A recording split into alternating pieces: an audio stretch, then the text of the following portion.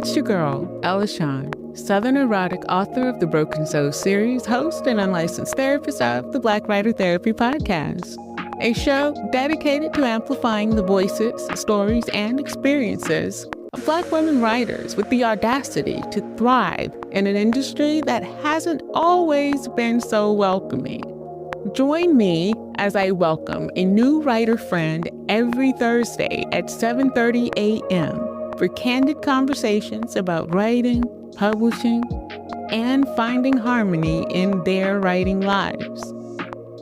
You can stay in the know by following the podcast on Instagram and TikTok. Feel free to message me on either platform. I love hearing from my listeners. And if you like what you hear and would like to support the show, you can recommend this podcast to family and friends, leave a rating and or a review. Become a paid subscriber to the How Are You Healing Sis newsletter on Substack. Or you can join my Sunrise Tea crew by gifting me a box of my favorite tea. Welcome to this session of Black Writer Therapy. I wonder who's in my waiting room today. Well, Ella, today, pharmacist and published author, EeJay Eneckwa is waiting to see you. She is an avid sports fan, tennis player, and reader. She's ready to talk about her desire to raise awareness and elevate the status of hospital pharmacists one romance book at a time. EeJay Eneckwa, Ella will see you now.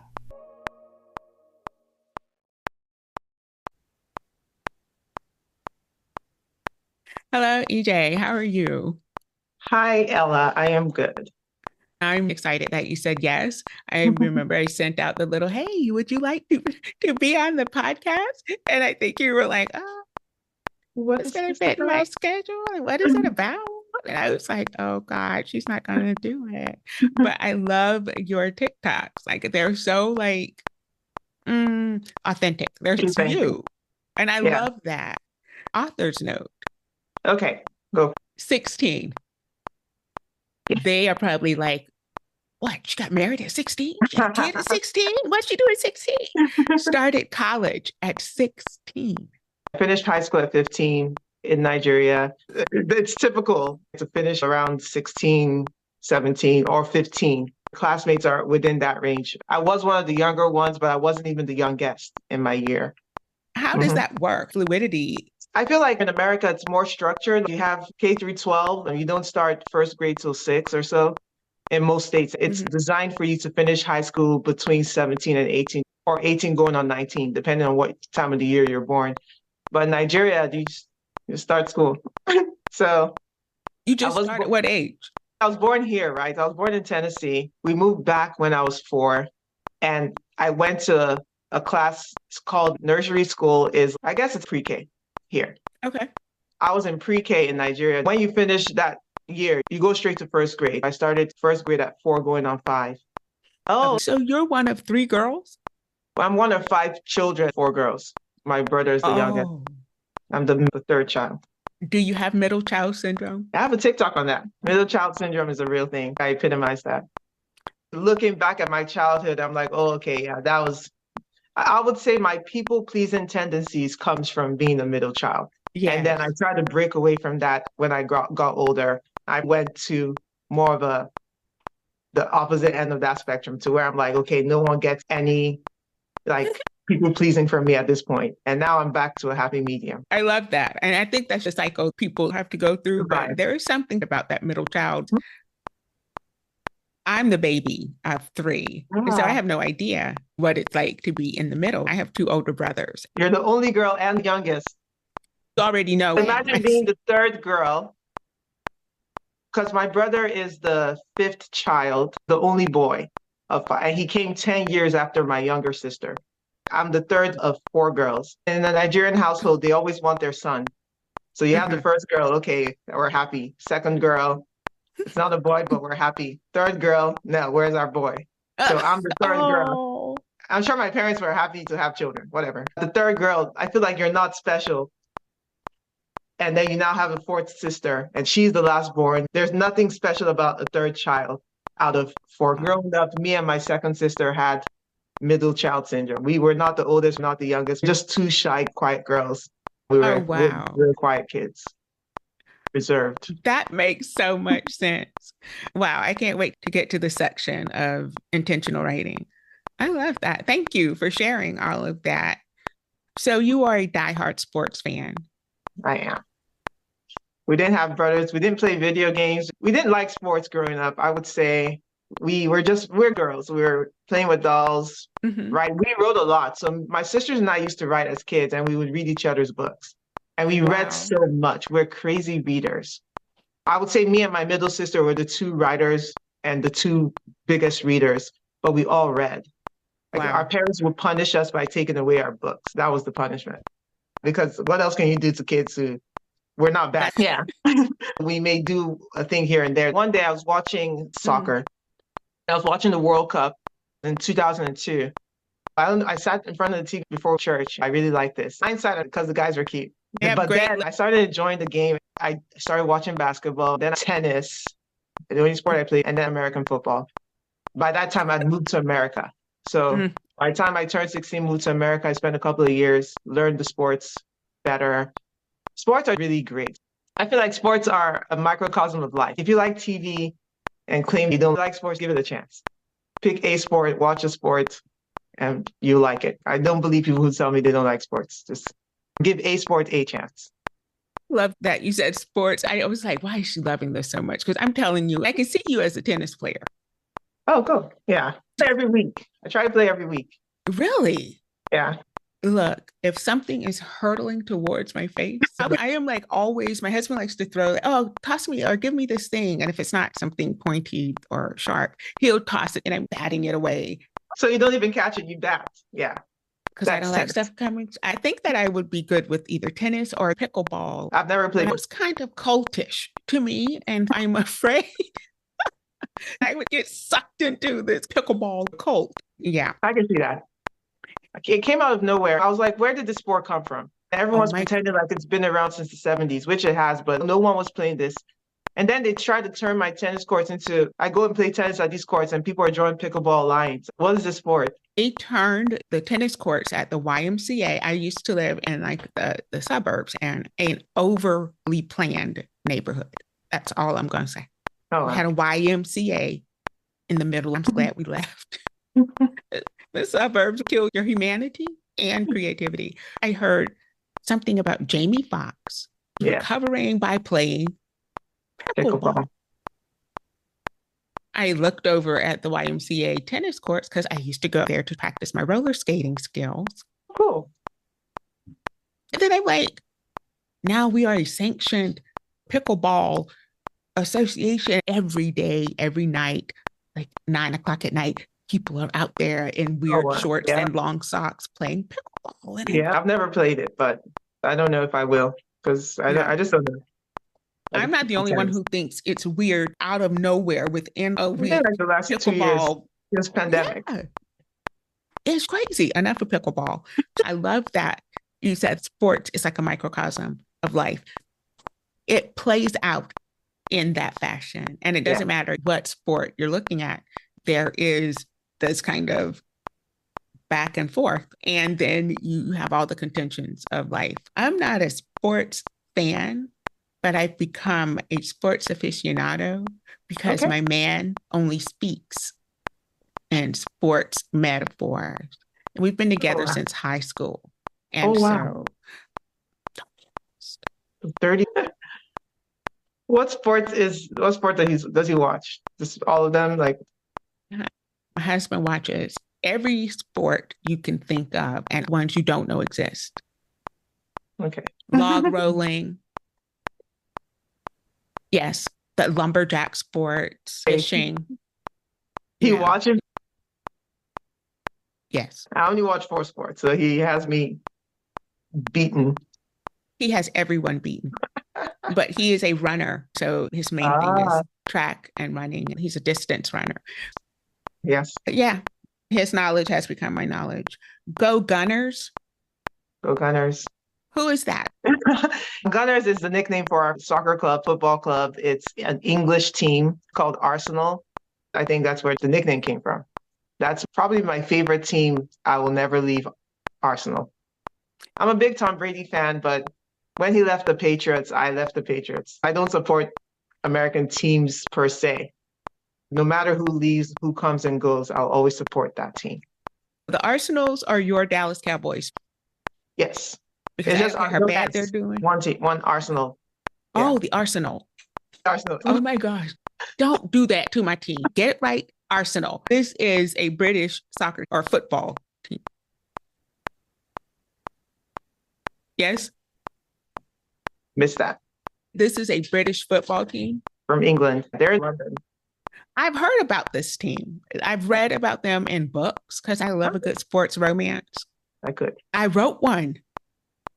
I don't even write romance, but I wrote one as a part of a shared world thing. And that's where my roller skates come in. I wrote it on roller derby. I'm thinking this should be an Olympic sport. These ladies are putting it down and it's so inclusive. And I got roller skates so I could figure out how to actually write the movements and fall. I'm a method writer. Research. Did you come here by yourself at 16? My parents put me on the plane and dropped me off. I stayed with relatives, my mom's sister. Yes. Okay. That's amazing. When I put my 16-year-old on a plane, go to another country. Yeah. But I put my 18-year-old on a plane to Brazil for 7 months. Relatives there? No. She was on. So it's like a gap year. Yeah, she took a gap year. She was 18. I think by the time I came here, all I had to do was get on the plane and make my connecting flight. And someone met me at the airport. And I didn't have to worry about anything else. Weird being in college at 16? There was a lot of learning being a foreigner in the country. A lot of things I didn't know. I didn't know the grading system. The accent was a little bit too thick. And it took a while for me to get used to listening to that consistently. I did consider myself a year older than everyone, even though I was younger I'd been out of high school for over a year at that point. By the time I started college, I was out of high school for a year and I was like, these kids are a year younger than me. So I always saw them as younger, even though they're older than me. And I think the biggest shock was just like, I was a fob. Being a fob is like, your clothes are wrong, your accent is wrong, fresh off the boat. I am done. Let me write this out. I was a huge fob, and you're fresh off the boat. You don't have the right clothes. You don't have the right swag. You don't have the right shoes. I went to a predominantly white college, but my friends were mostly Black. Very nice people, right? Everyone I met was friendly. They were like, oh, you're 16? Oh, you're from Nigeria? I did have other Nigerians that I connected with even before I went to school that kind of looked out for me. And were like, okay, because I didn't have a car. I didn't even know how to drive. I showed up in America and had to learn everything. You were born in Tennessee and left at... Yeah, we left as a family. We left at 4. I was 4. My older sisters were a little bit older. I never came to America in between. Can I get that? What part did it? Older were? A bit older when we left. Okay. Yeah, so just by default, I was 5. That one came a bit later, so she was about 7 when she came to Nigeria when we moved back. Oh. So. Okay. You have dual citizenship? Yes. That's neat. Okay, I'll get to this later because it goes to the book. How are you healing today? How am I healing? Getting back closer to God. I am Christian, and hopefully it doesn't interfere with anything we're saying today. It's not like I deviated from God in any particular way. I just felt my relationship with God became less intentional, and now it's becoming more intentional. I don't know if I've had any major needs for healing per se, but I feel like when you're not intentional about your relationship with God, things happen that you're not paying attention to. But I think for me, remembering that, okay, let's pray for other people more. I see something online and instead of judging, I'm praying instead. I feel like that's improving my mental health. So I think getting back closer to God. I love that. I am not a Christian. I'm a spiritualist. However, I grew up Southern Black Baptist. Nothing you say will offend me. I love that you pray for others more. When you grow in faith and spirituality, you see others' pain and want them out of it. Yeah. Because you recognize it. Like instead of saying, oh, what's wrong with him? You can say, this guy's in some pain. Yeah. Let him go. Just pray for it. Pray for that. Yes, let him touch some grass, God, please. And then you keep moving. I love that. Okay. First segment, intentional writings. Now you're a pharmacist, yes? I am. I'm so glad people can't see my face because that's a lot of schooling. I'm glad it's been over for 12 years. I'll be 12 years out in May. And Wow. I told someone recently, you can't pay me to go back to school. I only get an MBA. There are people who go back and get MBAs and JDs. I'm like, no, can't do it. One of my friends' husband went through the pharmacy program, graduated. And then he went back to get some degree to become the person who teaches the pharmacy students. And it was like another 2 years of some weird, and not a lot of people have them, apparently. And I was like, it couldn't work. Y'all got two big dogs. What is happening? But now she doesn't work. It was worth it. That's a lot of school. So much school. I call this segment intentional writing. I'm going to challenge you because you're in the medical field. Did you know the medical definition of intention? Intention, a medical definition? I'm trying to think, what would it be? Intention. No, I give up. It is the healing process of a wound. Okay. I know, but I happen to be a word nerd. For real, I go down rabbit holes, and that's where I love to stay. And so I was looking at this for one of my podcasts I had a couple of years ago, and I was like, oh, that makes sense. I like that definition way more than anything else. We're always saying, I want to be more intentional. I want a more intentional relationship. Yeah. Intentional means actively being part of the healing process for wounds. A new way to look at it. And I think Black women, when we write, we unintentionally write intentional writing, right? Yeah. Our writing is very healing and cathartic. I asked you which book of yours was the most cathartic, and you said?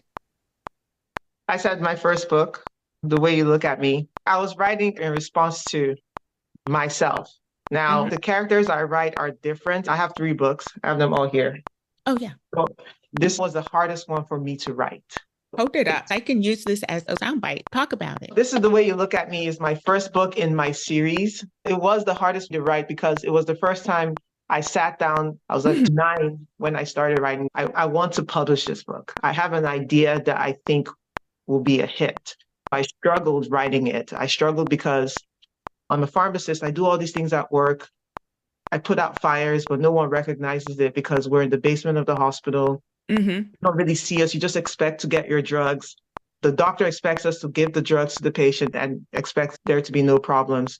The nurses expect us to give the drugs, expect no problems with it. They don't know what we go through down there to make sure that these patients are getting what they need medication-wise.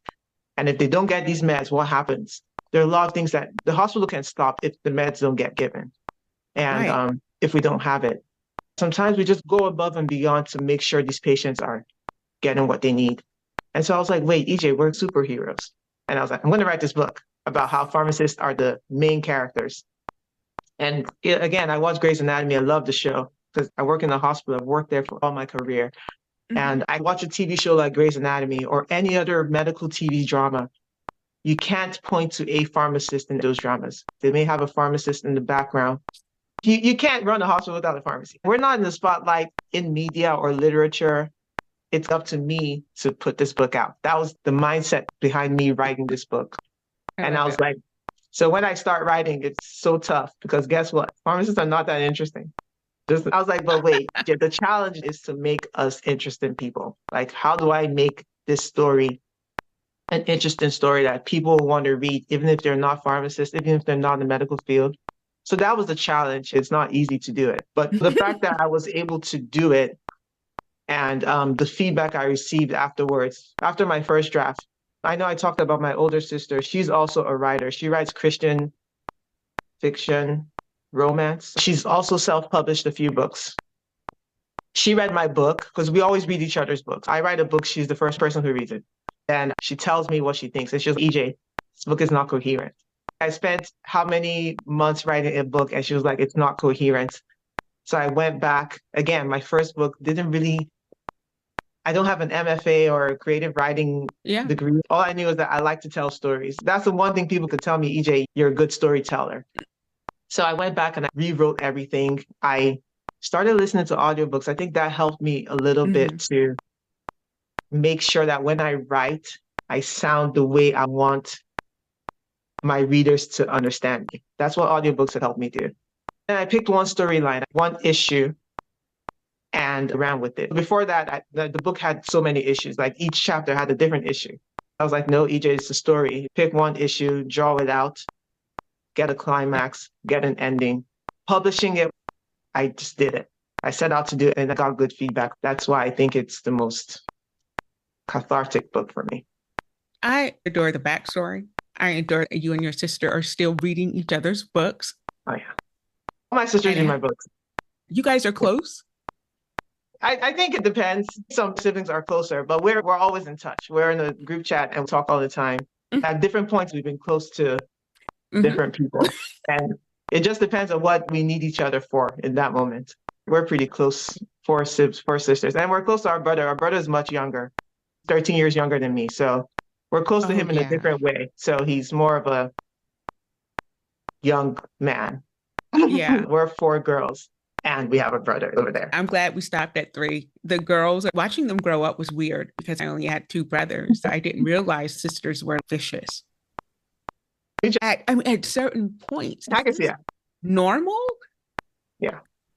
And so, my younger sister, if you look at us now, you wouldn't believe that when she was 7 and I was 10, that we were always butting heads. So now we're like almost best friends. But like before that, growing up, I didn't think we would like each other. I didn't think I liked her until she came to America. I liked her, but she was a brat. Yeah, right. So she was the youngest. I mean, I'm fascinated with sisters. You didn't give your pharmacist character a sister. She had a brother. She had a brother. These characters are like my kids. My kids' names were going to be Kalena and John. I've always wanted those names. I joke around and say, if I have a daughter, I'm just going to give her this book. This is your template. This is your life. I predicted your life. But yeah. So I think of them as how I would want my children to be. Very close siblings, a boy and a girl. I've heard these books are my babies. Writing these books and birthing this world, just like having a child. I have never heard these characters are fashioned after the children I would like to have. Yeah, I've never seen them. That's why she looks like me. Everyone says she is me. Funny enough, this girl has my exact job. Her experiences are things I've experienced. But guess what? Her mother is also a pharmacist who has my job. So if I'm saying these are my kids, then I am her mom too. Pharmacist who has a job. The vision and make it plain. I think that's what you're doing. I can't wait until you actually have Kilimanjaro and then go off and take care of this, please. Now, for the book. I love the cover. Thank you. I love the title. I went to my Substack and wrote a poem. Really? I did. I'm going to send it to you. There is something I'm going to get to it later, but it really moved me. The title and reading where I've gotten to in the book. That's dope. I'm going to send the poem to you. Let's see it. I don't think I'm a poet. I'm a prose writer, but I can't not write poetry. That's great. I don't know how to write poetry. People just start. I'm like, this is so good. They're like, I'm like, how did you write that? But yeah, maybe I should try. Because prose is poetry. Poetry is prose. But straight prose cannot be poetry. Gotcha. Okay. Does that make sense? Yes. My homage to Audre Lorde. You're passionate about being a pharmacist. What made you want to be a pharmacist? Is it similar to your character's reasoning? Yeah, funny enough, I have to go back to Nigeria to tell this story. In Nigeria, when you're in the 9th grade, we have junior high and senior high. It's different from here. Okay. It's middle school now, right? But you're a junior in high school in the 11th grade. That's what it is. So junior high here, I guess it's almost like middle school, sure. But over here, it's 7, 8, 9, and senior high is 10, 11, 12. And you're all in the same school. So I go to high school in the 6th, 7th grade, and I have schoolmates in the 12th grade. We're all on the same campus. Most schools separate the junior high from the senior high with a block or something. It's just separated. By the 9th grade, when it's time to go to senior high school, you have to say what career path you want to choose. When you get to senior school, they're going to slide you into one of those classes. You either go the art route, which would be law, because Nigerians have a lot of lawyer, doctor, accountant, engineer. I taught a lot of Nigerian students when I taught English. I was a high school English teacher. Oh, wow. And all I heard was white coat or suit. That's hilarious. They think those are the most stable professions, and that will keep you, your parents anyway, want you to have those kind of stability in those professions.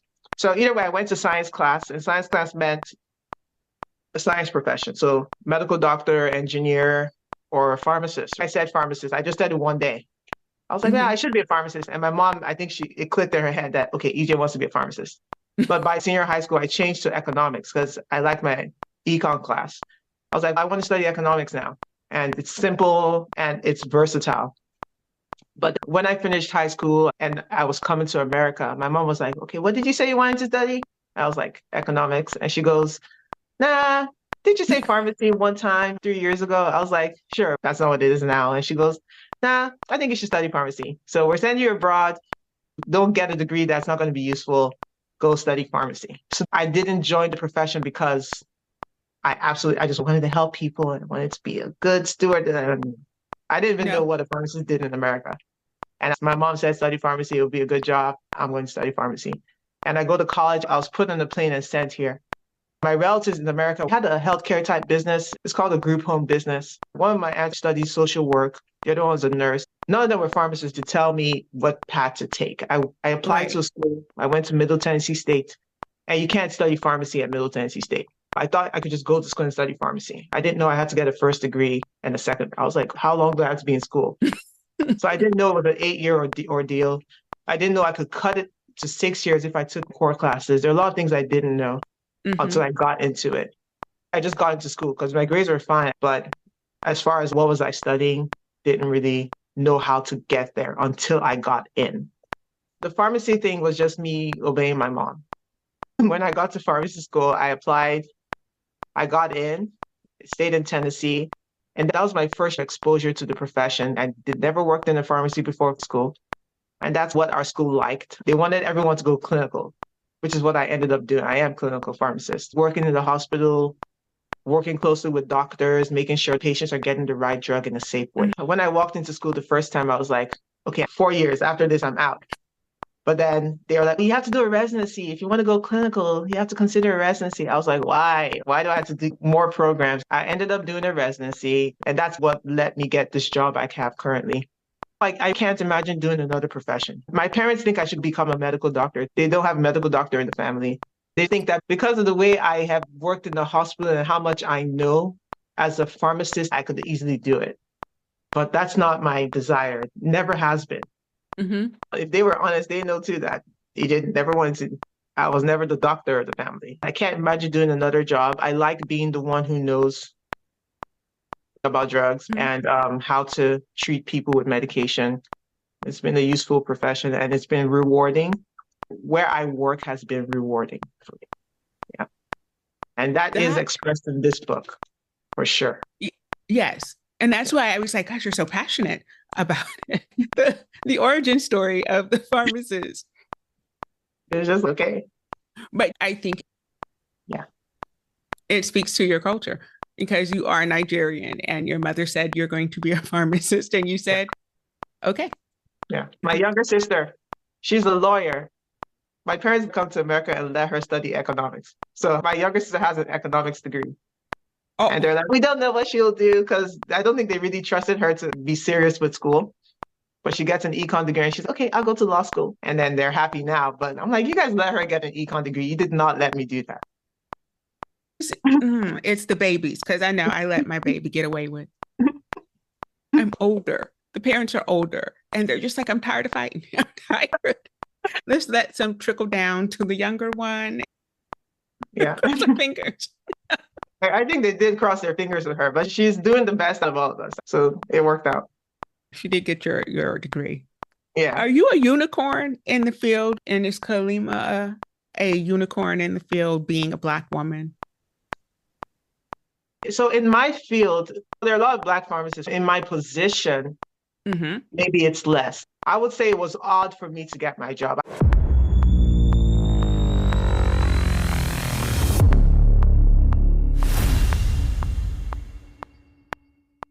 I don't think anyone expected me to get my job.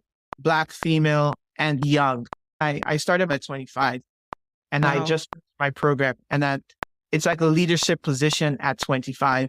So I really heard that most people work for years and then get promoted into that position. And I walked out of residency into this spot. Now I'm very familiar with the position. I've been in it for 11 years, but most people my age will have been in a position for 6 years. It's unusual. My character is the same way. Kelena finishes her degree, gets her residency, and then gets into that job in a not remote hospital, but our hospital is not in town. So it's in almost a rural part of the state. Cartersville is a very small town. Compared to Atlanta, it's 45 minutes outside. Never even heard of it. I'd never heard of the place before I got the job. Our hospital is a melting pot. The patient population are more your white, 90% white type people. But like the employees are definitely mixed. So it's not unusual. It's not unusual to have a Black female in this position, but very few Black leaders in that hospital. So even if you look at the nursing team, are there Black leaders? Maybe 3 out of 12, that sort of thing. And then the doctors, are there Black doctors? Maybe a handful of doctors. A lot of immigrant doctors, but that's what it is. Yeah, it's not typical, but not completely atypical. I was just wondering, because young people read romance. I started reading romance when I was 8. My mom's Harlequin books. Representation is so important. And you're right. Like, you don't see pharmacists in medical romance books, right? That's a thing.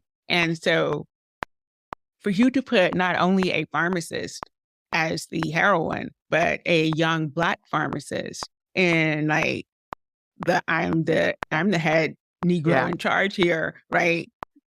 I think representation is so important.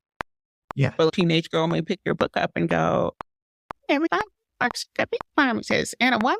And that's what I want. It's funny because one of my coworkers, she's Indian, and my niece doesn't know what she wants to be. I was like, we're pharmacists. I'm going to write this book, give it to her. This book is part of a series, and each book is going to be about a different pharmacist and a different kind of pharmacy practice. So that's what the idea started from, me just trying to gloat about my work. Okay, let's talk about other types of pharmacy. A pharmacy professor, a retail pharmacist, a pharmacist in big pharma, and then folks who work at other types of settings that you guys may not even be familiar with. I can't say it here because it will mean nothing to you, but it will be educational for someone who is 16, not really sure what they want to do. Even like me, if I had seen a book like this, I would have known the kind of options I had. Some of these, I didn't even know the options till I was a 4th-year pharmacy student. I didn't know these were things I could consider. Yeah, I think it's supposed to be that for me. I'm trying to intentionally put the profession out there and show people these are career paths and also entertain. It's educational and entertaining. That's my goal. You understood the assignment dead on, right? Really, because I learned a lot. I'm not done reading the book. I'm listening to it audio because my peepers don't like. Yes. Oh. I heard you say on one of your TikToks that you were like science-based, right? And I was like, oh, Lord. Because sometimes science-based people don't have access to the right brain, right? But you seem to have perfect. I can dabble in the right and the left. Yeah. It's interesting because I don't know if I was meant to be. Sometimes I see words as an art. There are a lot of things in pharmacy that I see. I'm like, okay, yeah, you have to get creative. If you don't get creative, if you're stuck in just like the rigidity of the science, you're not going to bend the rules. You're not going to see the opportunities in the profession. I don't know. I think it's that there's definitely arts to pharmacy, and like even just giving drugs to patients. Like there's an art to it that that. I think you're an artist and bring that to your pharmacist. It helps me make decisions. Like when I'm at work and people are like, hey, let's do this. And I'm like, let's think, what else can we do with this issue? Okay, let me see if I can come up with an example. Let's say a patient needs a drug for a certain disease, but they're worried about a drug interaction, like that drug interacting with something else. And we just don't know for sure. Yes, we can look it up, but then we're going to start like, okay, we'll get creative with it. We'll be like, okay, do I just need to alter the dose? If I alter the dose here, what do I expect to happen? Okay, let's think about this. And you're almost creating a new regimen. We do it all the time at work, and you have to know the science behind what we're doing. You have to be able to bend. Yeah. Let me give you this, and then you tell me how you would handle it. I am like the walking crackhead here, okay? I have lupus, fibromyalgia, narcolepsy with cataplexy, Raynaud's, Sjogren's, you name it. Wow. I know. I'm just trifecta. I was in the hospital in February. Every time they see lupus, they just give steroids and morphine. We're going to talk to the pharmacist. So you said it was a while before you presented with those issues. For us, the answer is not to restart the methotrexate. So you're not restarting, but it sounds like you had a flare-up of lupus. I would want to know exactly what the GI symptoms are, because I don't know if your enzymes are off. I don't know if the answer is to give you more pain medicine. It depends. If you're constipated, I wouldn't want to exacerbate that with more opioids. It really depends. They did. I was like, this is not going to help me.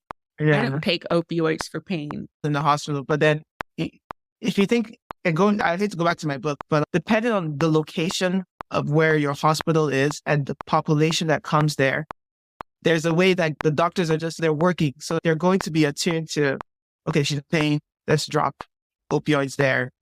Or you have the doctor that's like paying attention and they want to give you other alternatives. Other alternatives, you would have to know exactly what kind of pain we're dealing with. If an alternative like a drug for nausea, can it provide some kind of pain relief? Right. My book is about, at the end, you when you get to it, you hear about alternative opioids, because the goal is not to the goal should always be to avoid opioids if you can. They're not benign drugs. Goal should be to avoid them. Yes, I love that. I guess because I have so many health issues, I was drawn to the book, interested in what's going on in the hospital because I'm there. Yeah, wow. And most hospitals have good programs. We call it multimodal treatment. So multimodal just means we're attacking pains at different receptors. The human body has many receptors. Ibuprofen targets a different receptor from opioids. And Tylenol is different as well. And if we can avoid that, it's better, because the more you need, the more you continue to need. With lupus, you're right. Someone's going to give you steroids, hydroxychloroquine. Yeah. What you're doing as a writer, the pharmacist, and what you're doing as a human being, they are intimately connected to healing, not just, oh, this person needs to know more about how pharmacists work. And no, they are healing this age-old wound that Black women specifically have about the medical field. Yeah. I can read this book and get a glimpse. Maybe they're not all out to get. Maybe I now know the questions to ask. You're doing the good work, right? You are intentionally writing and healing the collective wounds that we have. It's in your mother language, and it means I see you. Yeah. Okay. Oh, God. I just want to learn that. What is this? It's Igbo. It's Igbo. Yeah. Okay. So they're Igbo. Yeah. So you're Igbo, not Yoruba. No, not Yoruba. I think I love you in Yoruba is also, I love you in Yoruba translates to I want you. I think an Igbo means I see you. Okay. Now we're getting to the discussion I want. Is it Kalena? It's Kalena. It's Kalena. Yeah, Kalena. Kalena. Yeah. Okay. Got you. I feel like she is sometimes invisible to herself. Absolutely. Am I? Okay. Maybe I'm projecting. At first, she was even more invisible. She was the main character, but more behind the scenes. I had to bring her more, but So if you tell me she was almost invisible to herself, I can see that. When we were talking earlier, and I was like, oh, that makes so much sense. When you said it was you and your sister, the two middle children. Shy ones, yeah. Yes. And I was like, oh, okay, that makes sense. And so we already know Kalina is your daughter. Child. But she does seem to be a bit invisible to herself, but she makes herself extremely visible when she is fighting. Yes. So what is that dichotomy? Like, why is that a thing? It's interesting because just if I was go off based off, again, she's like me in every way, professional wise, not the romance part, but the professional, because none of the romance part has ever happened to me. But funny enough, they started happening after I wrote the book, which is strange. Strange. It is not strange. That's interesting. Some things I wrote in the book, I was like, wait, did this happen? Is this like happening? 3 years later? I was like, am I gonna? Yeah. It's like self-fulfilling prophecy. If you talk to my coworkers, they have told me, and I see how I behave. I'm very nice, polite. They all think I'm nice. None of them will tell you I'm not easy to approach. I'm expecting them to call me any moment to ask a simple or a difficult question, just to bounce something off me on the weekend at the night. I'm very approachable, very available, but I hold them to like standards. High standard, yeah. They will tell you that I walk into a room and they're like, oh, there goes EeJay. Yeah, she's the most intelligent person in this place. I'm pretty sure people see me as a very secure, very well intelligent, smart, all of that stuff. So I accept that. But I just see myself as myself and do what needs to be done. Do I think I'm the most intelligent? But that's crazy. Doctors just call me on my cell phone. They're like, EeJay, what should we do here? I'm like, let's do this. Or I don't know. Let me get back to you. I don't hesitate to tell them I don't know. Highest form of intelligence, knowing what you don't know. Don't know. Yeah, So, because consider there are a lot of people who have no idea what they don't know. Yeah. You have to be sure people die. Yeah. So we don't want to hurt people. That's the bottom line. I think that's a sign of intelligence. Listening to you tell me how people see you, describe you, and the invisibility I see you being seen. It's like this really interesting thing. And I'm hoping it's going to run through your text, because I think that's the one thing that we, especially as Black women, we can't see ourselves. We refuse to see ourselves. I'm a firm believer the universe puts mirrors in our path in the form of people to say, hey, chick, this is you. This is who you really are. So stop now. Because that's the thing. Accepting it in that space is fine. I'm good here because I'm in this position. But also take that into the grocery store. Yes. You know what I'm saying? It's who you really are. The universe, God, whoever wants you to see yourself the way you are created, not the way you have been conditioned. I love that. So let's talk about this romance. You went with my brother's best friend trope. Yes. It wasn't going to be that initially, but when I saw it, I was like, oh yeah, absolutely. Like, Hunty, that is true. 2 older brothers.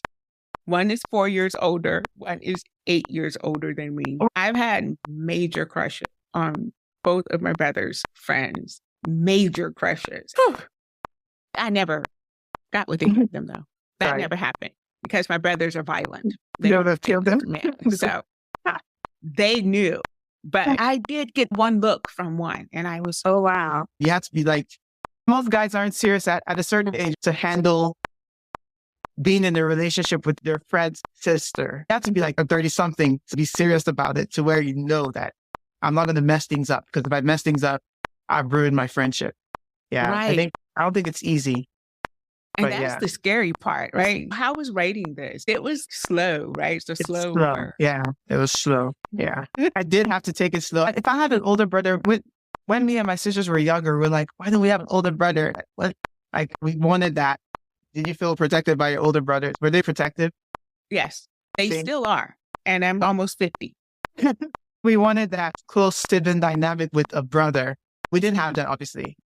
And so I didn't have it I couldn't write it for personal experience. I just wrote it for what I would have wanted. I feel like the guy's there. If your brother's a good guy, which my character, obviously he's my son, he's the best guy. That's why I wrote him like a saint because I'm like, my son's going to be a saint. But like, he's just like, he loves his sister. He's good at work. Funny enough, I think I will give him his own book. I'm interested in coming up with a love story for that kid. Choose the right. I choose the right wife. Exactly. When he grows up, he reads the book. I'm like, okay, don't bring home some strange girl. Exactly. So this character, I wanted it to be like, yes, he's going to have some swag. You have to give the guy swag. So yeah, he's a player. She likes women. Can she trust him?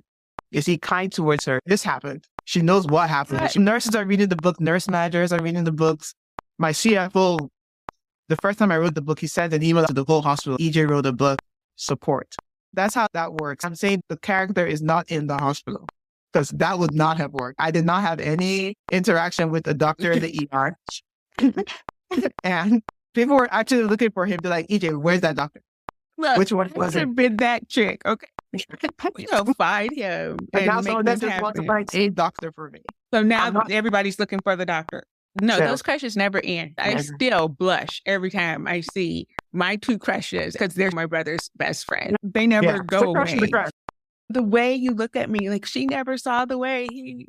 Never noticed it until she noticed it. I'm just gonna keep watching, keep reading the book, seeing what you're writing. You said some of it's coming to fruition. I have a 4-book series. So much of what I wrote started happening, like Oh, wow. in my life.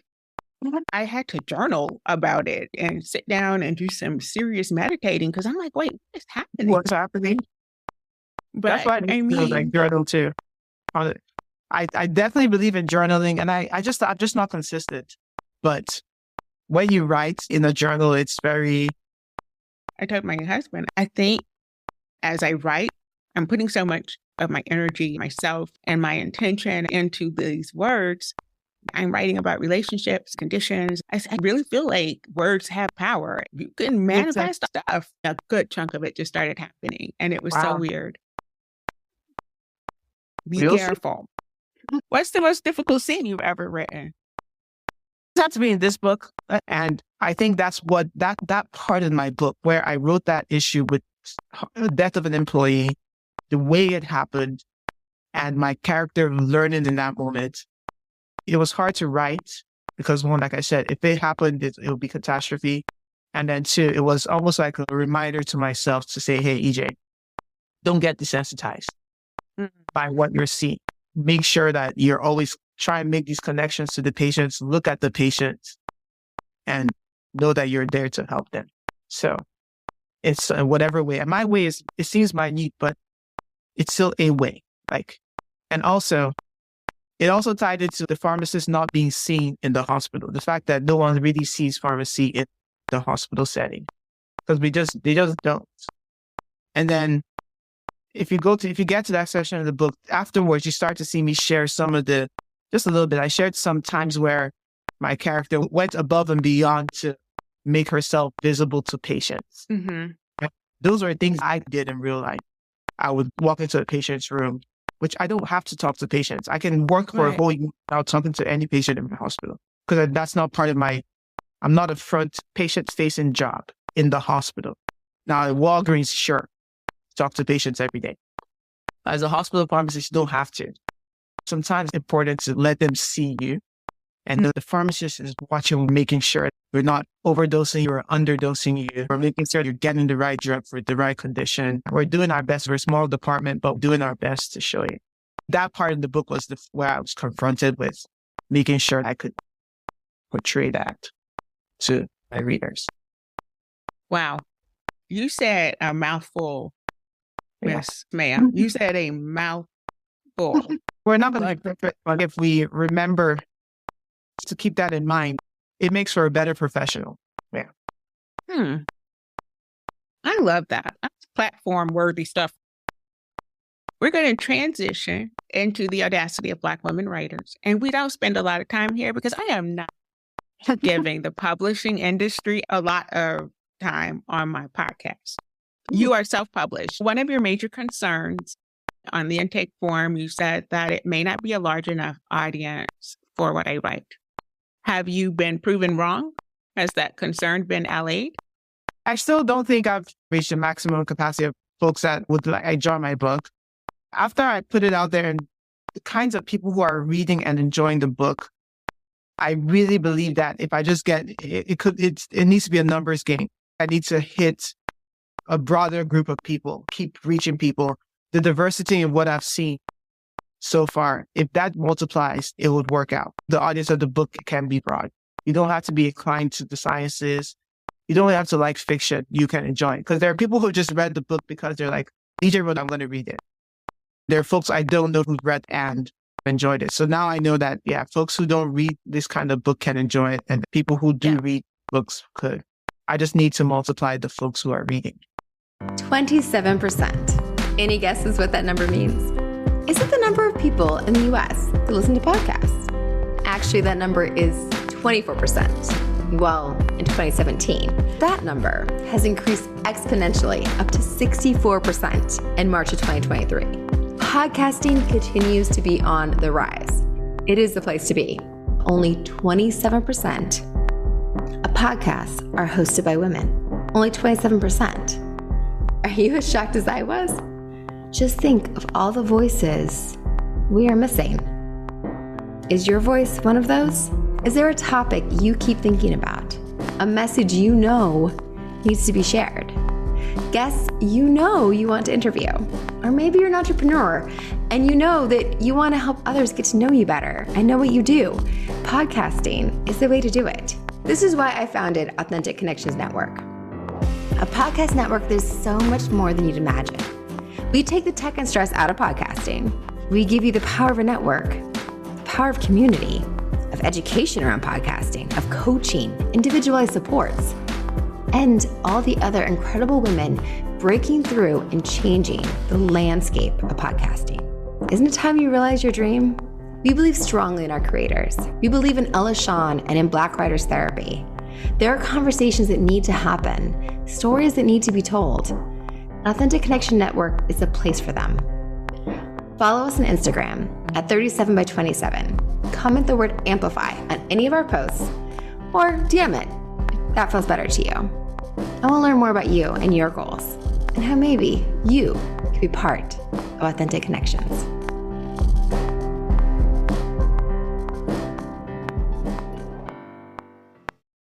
Adventurous. Okay. I'm trying to think of that story I was going to say.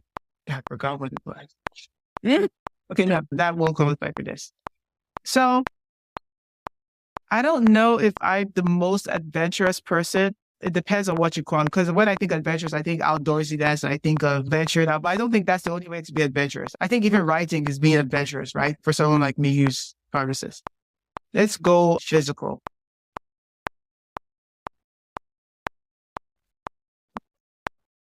I'm going to try and think of the most dangerous thing I've done. I'm scared of height and I can't swim. Two things.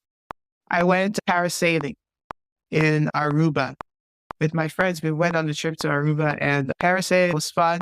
The funny thing was the folks who took us out there said, we have to match you based off your weight. Me and my friends were similar in weight. I'm 5'10". She's 5'9". We're close enough. And they're like, oh yeah, tall girl. Yeah. My 23-year-old's 5'10". Oh. Yes, all of them are tall. Oh, sorry. How tall are you? I'm 5'5" on a good day. That's my lowest 5'5". Yeah. I feel like, how did I put up with you guys? Yeah, it is what it is. So they matched us together and both of us wear glasses so we can't see. Mm-hmm. So they sent us, and when they send you up there, they're like, okay, when you're ready to come down, you have to do almost like the Wakanda sign. That's what they said. Like, do this, and then we start bringing you down.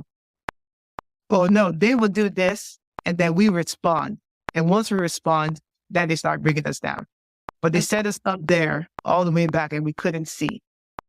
And so, they were like, don't take anything up there if you don't want to lose it. So we had to take neither of us could see the sign. It's too far back. If I don't wear my glasses, I can't see anything. So my sister was down in the boat with our friend. Apparently the guide told them, wait, are those the two blind ones? Because we didn't respond. And they're like, wait, how are they going to come down? They're not responding to us. Are those the two blind ones that can't see? So I think eventually they did lower us down, and then we started doing the sign just to get us back on the boat. Yeah. That's the two blind ones. That's how he put it. Just, That is funny. I mean, I don't know if I'm supposed to be laughing, but y'all were real brave to do parasailing and not be able to swim and not able to see. That's probably not a good idea. We should have worn contacts. I was thinking contacts. We did that. Maybe. I didn't know what it meant. But yeah, what's that one? Hashtag. It really happened. That it needs to be in a book. Please. Like, that needs to be a horrible date. Yeah. Whew, that would be so funny. Oh, wow. Whew, sorry. Your next word, yearn. Yearn. By the way, EeJay is my middle name. I'm so happy I didn't give you my first name. My first name has 8 letters. This will be a EeJay. Yeah. It'll be tougher to do it, my first name. Really? Yeah. EeJay's the middle name. EeJay is absolutely my middle name. My first name is Nigerian, and it'll be hard for you to pronounce. Yes, when I am no longer recording, I am going to get the first name. I love names. Okay. Yes. Yearn. This is a good word. About me. What have I yearned for? Think of something I've yearned for recently. Okay. I was going to talk about a crush. Okay, sure. Let's talk about this crush. I was about to say, girl, I'm going to talk about a crush, and here it is. When I was in pharmacy school, there's this guy in our class he was just like tall and so good looking. I was like, whoa, such a good looking guy. And I'm the kind of person that I crush, and people won't believe this because I'm very stoic in real life. Or I'm just very serious. I'm a serious person. Yeah. But I think if they really think about it, they see that I just express crushes all the time. It's just that I say it in an interesting way. Like every time I watch a sport, if there's a handsome guy, I'm like, oh my God, who is that guy? And that's all I'll say. And the people who know that EeJay just thought the guy was really cute. Yeah. So this guy's in my class and I just started with so good looking.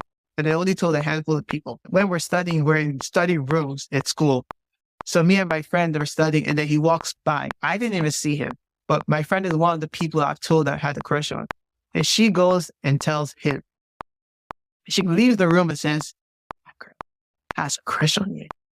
And we swam. And I didn't go to high school in America, so I don't know how high school was here. But Nigeria, that's one thing. Like you die with your crush.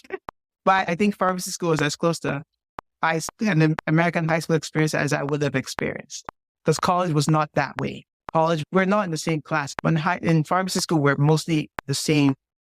And then I think she brings him to the room. No, she doesn't bring him. She goes and tells him, and I'm like, no, bring him back. So I was just going to just bring him back to the room. So she goes and brings him back. And I was like, what did she tell you? And then he goes, she said you had a crush on me. I was like, okay, you're very good looking. And then he goes, okay, thank you. And that was it. That was it, literally it. I don't get embarrassed easily. I don't believe there's any reason to be that embarrassed about anything. We're all human beings. So that's why I was like, we're not going to have him walking around thinking that some girl has a crush on him and thinking he can do anything about it. No, bring him back. That's what I told him. Until today, I still think it's very good looking. I see him here. And every time I had a chance back then, I'm taking a picture. I'm like, let's take a picture. So you said you still see him? No, I've not seen him in years. I don't think I've seen him since he graduated. No, yeah. No. Keep a look at. I love that you were like, I think you are handsome. You're good looking. Just accept it and move on. Stand on its own without. Yeah. So I wouldn't say I yearned for him. That's not a thing. But I think I acknowledged that he was a good looking guy in real life. Yeah.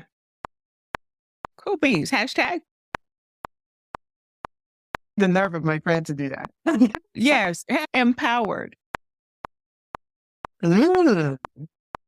Empowered. Yeah.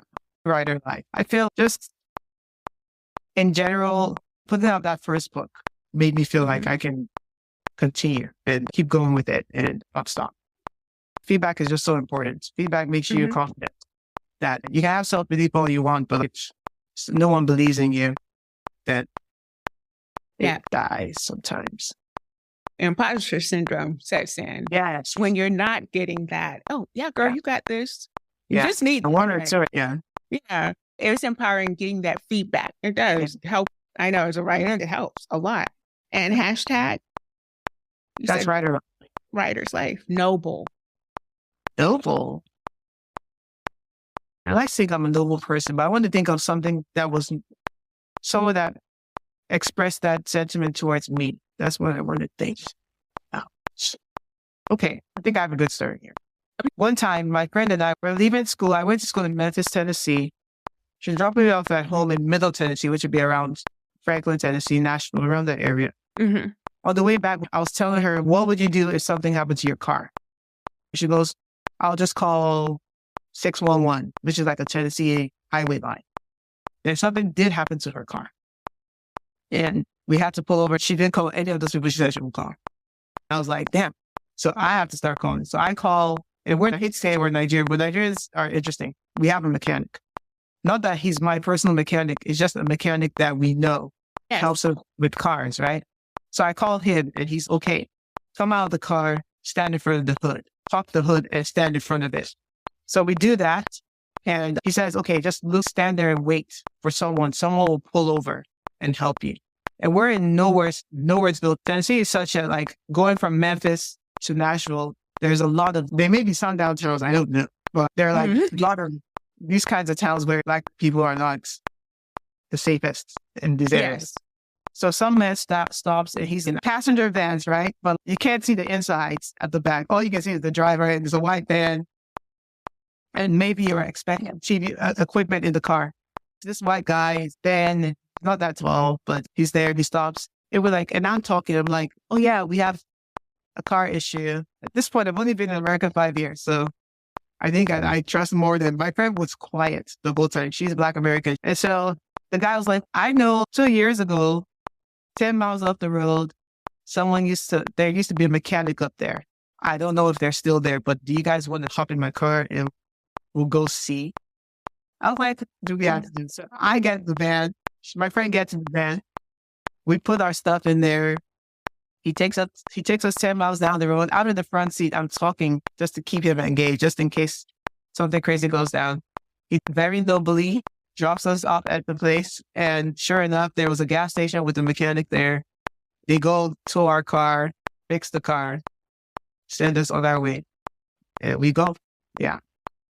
So when I say nothing happened, but basically safe, because I don't know what would have happened if that guy did not stop. And if he didn't take. That's crazy. That was the most dangerous thing I've ever done, probably. No, I think that parasailing situation was much happening in that story. What's going on? And I got in the van. What? That was all of that on my face. But I'm saying all of this. You are a phenomenal storyteller. You set me up, though. You set the plot twist, and then you dropped us off nobly at the gas station, and the mechanic helped us. What? I love that. I absolutely love that. Can we just say hashtag it really happened? It happened. Yeah. That really happened. That could have gone wrong real fast. Gone so wrong, yeah. That was a good one. That was a good one. That's like my favorite one. I've heard some good stories, but I think you just got my number one top story. Gosh, I want to write that that's a prompt. Please put this up as a writing prompt. Because that can help people. That's a great writing. Okay, I'm sorry. I'm always thinking like all the crazy. I see. That's great. That's great. Wow. I can't help it, teacher over here. Eloquent. Just say eloquent. Me. Just say yes. I am eloquent. Me. You. What? I think you're sexually eloquent. Okay. Thank you. Let's see.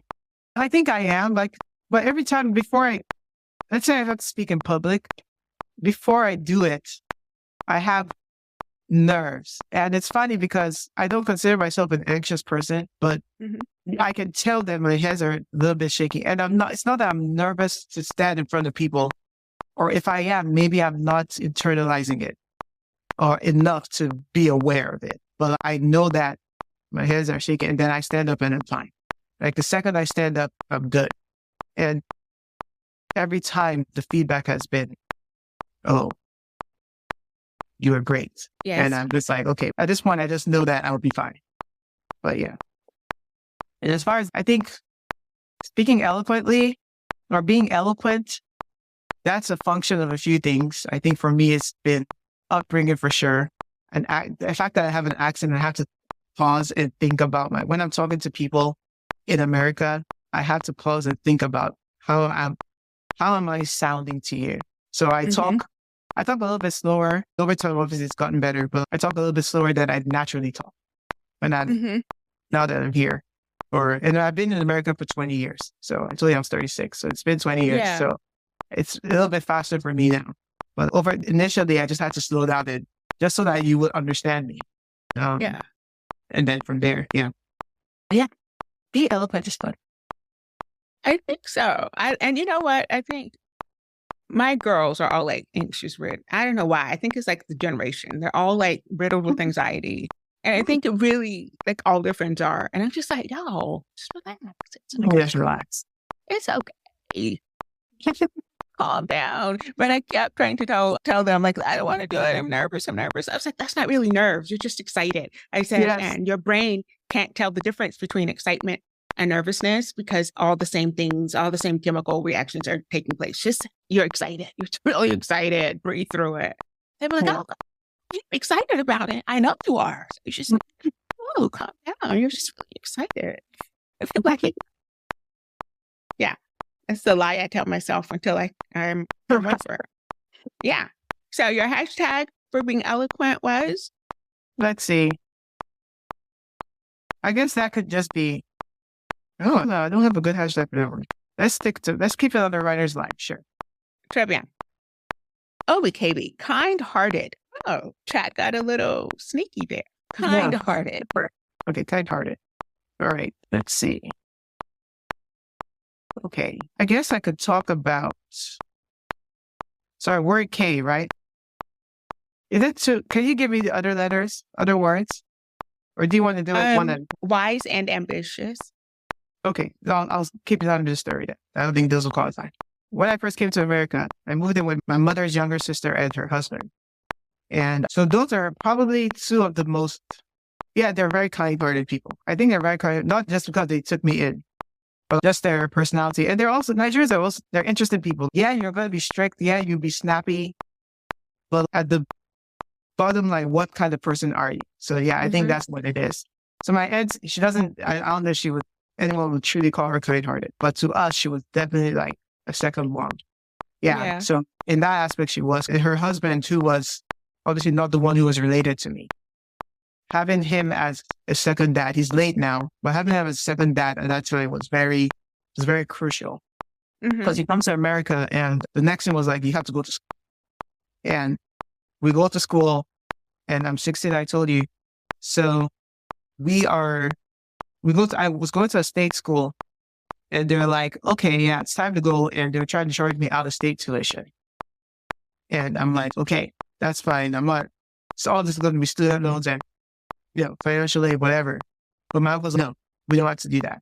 Let's go to school. Why are they charging out of state tuition? And they charge you out of state tuition if you haven't lived in the state for a year. So we go to the campus and my uncle takes me to the financial aid office. And he's this girl that you can't charge her that, blah, blah, blah, blah, blah. And she's a minor. She's under my care. I live here. That sort of thing.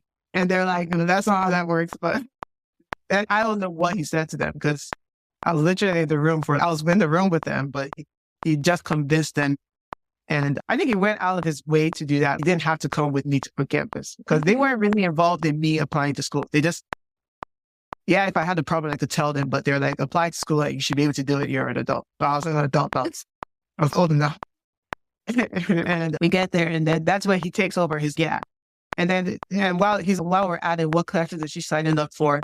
And then they were trying to put me in like pre-calculus, pre-this. He was like, she's too smart for any pre-classes. I was like, am I? Because like, you didn't go to high school here. I don't even know what they're going to teach me. And then he was like, no, look at her other exam scores. Make sure he translated better, blah, blah. Either way, he got me to straight calculus, got me to like other classes. And then I was able to pay in-state tuition because he convinced them. And he was one of those people that he was just like, he just didn't believe that there was nothing that wasn't negotiable. Like, he stayed 2 years later, my sister, who came at 16, same issue. And are we good? One second. It's like 1:32. Yes, sir.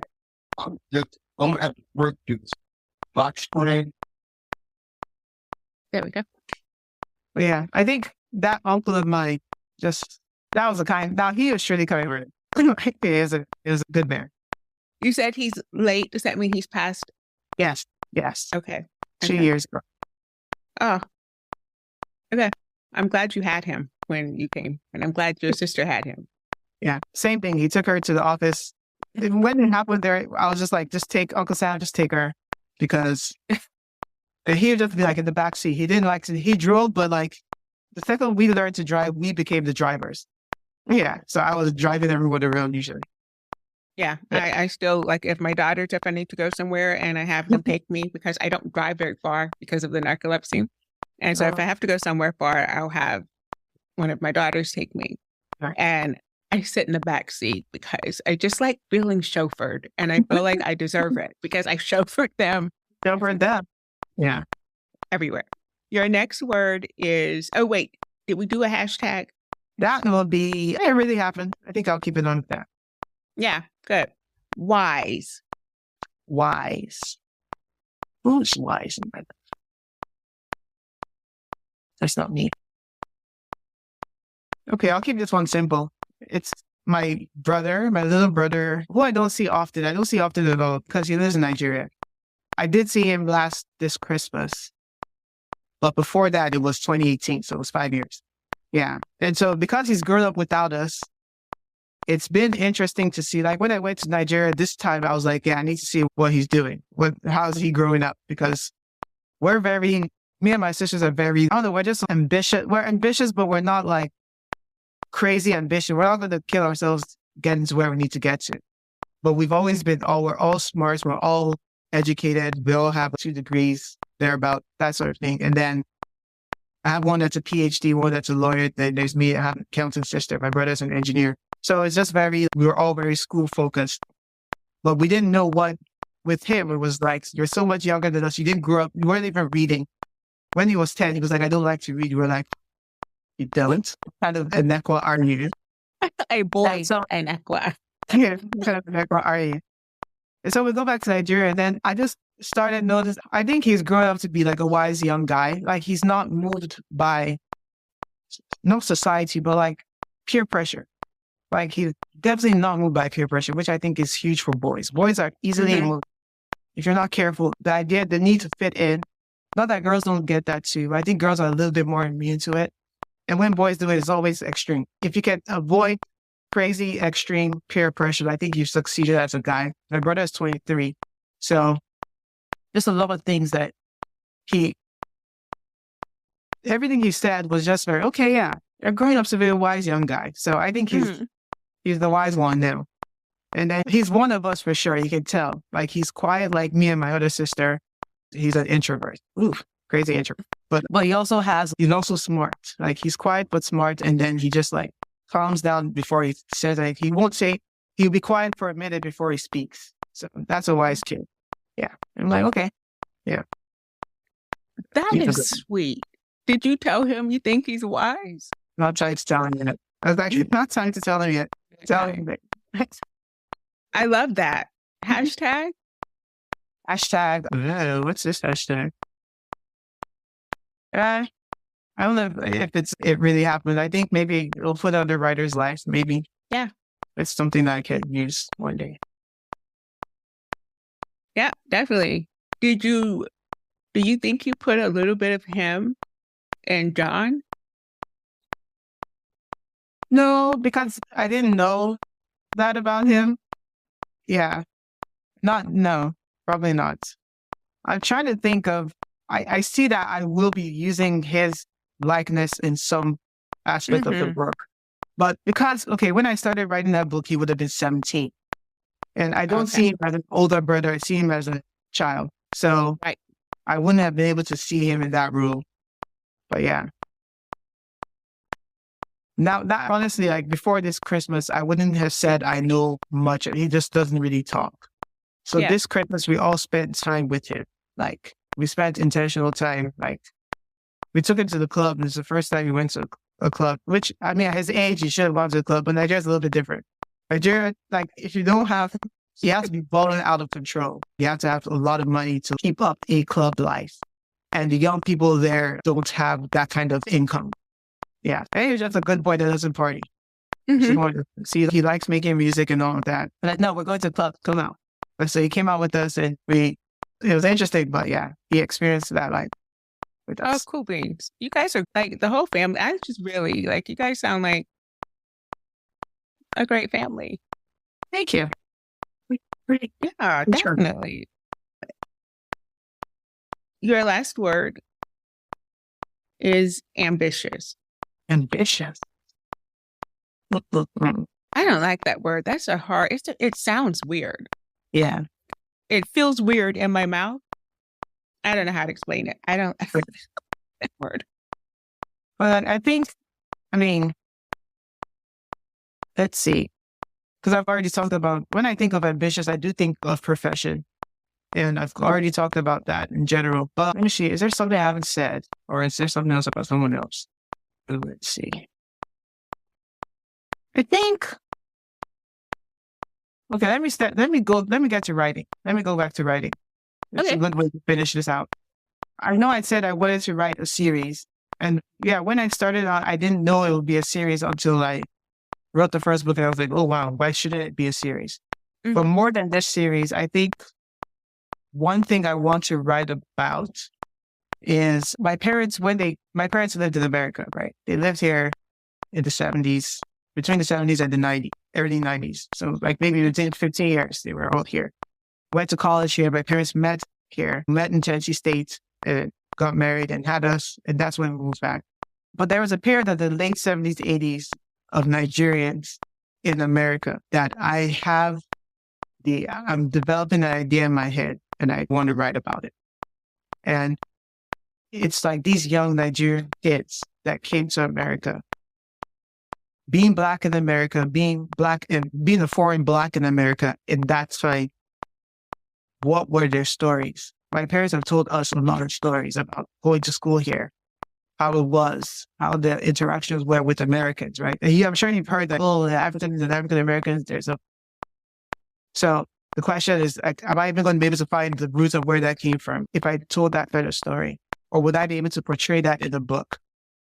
So that's one of my ambitions, quote unquote, to tell that story, not particularly writing about my family members, but using them as a template, because I think when I say there are so many of them, like even my sister is married to the son of a couple that came here to go to school, like that went to school with my parents back in the day. So it's just so many Nigerians, like so many Nigerian kids in Tennessee, their parents went to school together in Nashville.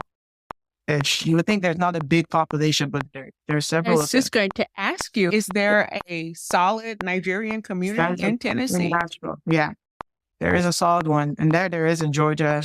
But the one in Nashville is just particular. We're all born in the same hospital. We're all born in Baptist hospital. Like if you're born in the 80s, that's where you're born. Even as a Black person, I think. But yeah. Then I go to the yearbooks. I see my parents in the yearbooks, their cousins. My mom, all her siblings, my dad and his nieces and nephews. My dad is young for his family. So he has nieces and nephews that are close in age to him. So they were all in school together and like they're all in the yearbook. And my mom had a brother that apparently him and my dad were rivals. I'm like, so what happened? So now I want to know if there's like, my mother is an older brother's friend or frenemy. I don't know. That's who she married. She basically married her older brother's frenemy. And oh my God, I just think there was drama there. And apparently my uncle, who's my mom's older brother, was very influential at Tennessee State. So the question is, what were you influencing?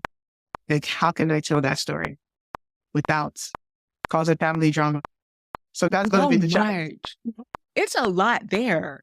Yeah. Oh, Okay, I just got really excited because I'm just Yeah, thinking that's that's an idea that I want to pursue after the series. Yeah. Yeah. That's dope.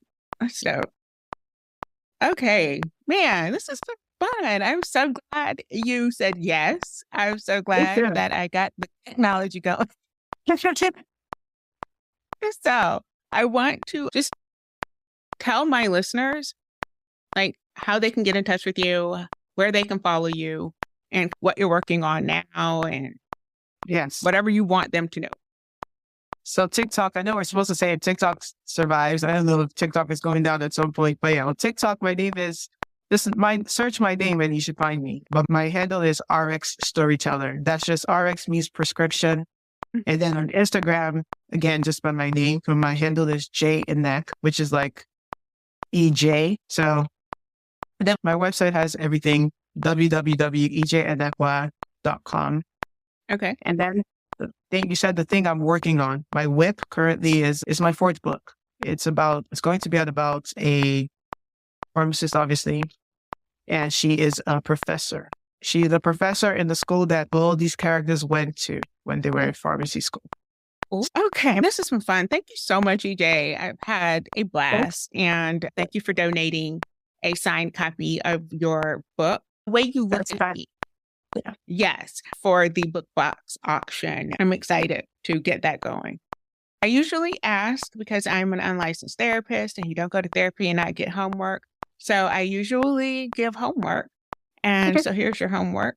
If you can think of any other writers, preferably like indie authors, that you think would be great on my proverbial counselor's couch, please don't hesitate to send me a little list and let me know so that I can reach out. And then I can reach out to them because, again, this show promotes and amplifies the voices of Black women writers. That's what we're here for. I think that's a wrap. We'll say bye-bye. All right. Bye. Bye-bye. Thank you for joining us on the Black Writer Therapy Podcast. Don't forget to follow, subscribe, and download our episodes. To my aspiring writers, remember, this is a journey, and every rewrite takes you closer to where you desire to be. And our industry allies, let's keep those gates open, shall we? The Black Writer Therapy Podcast is accepting requests for affinity collaborative partnerships. Contact Vicki Finkley Brown if your company or organization is interested in participating. I'm Ella Shawn, host and unlicensed therapist of the Black Writer Therapy Podcast, reminding you to be kindest to yourself first, always and in all ways. Until next week.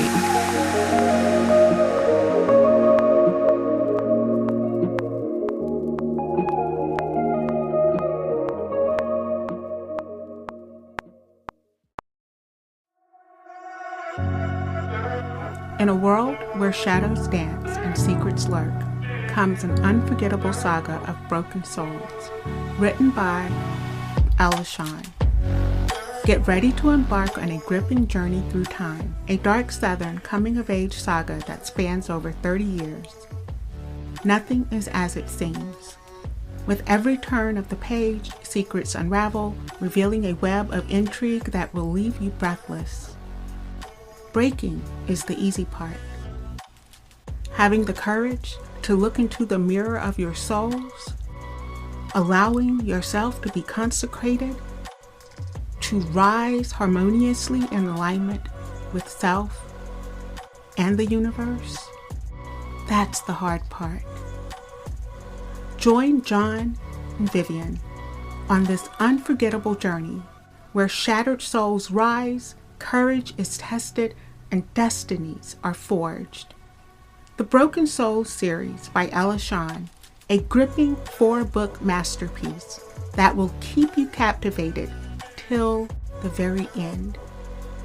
Don't miss your chance to experience this compelling tale of love, loss, and redemption.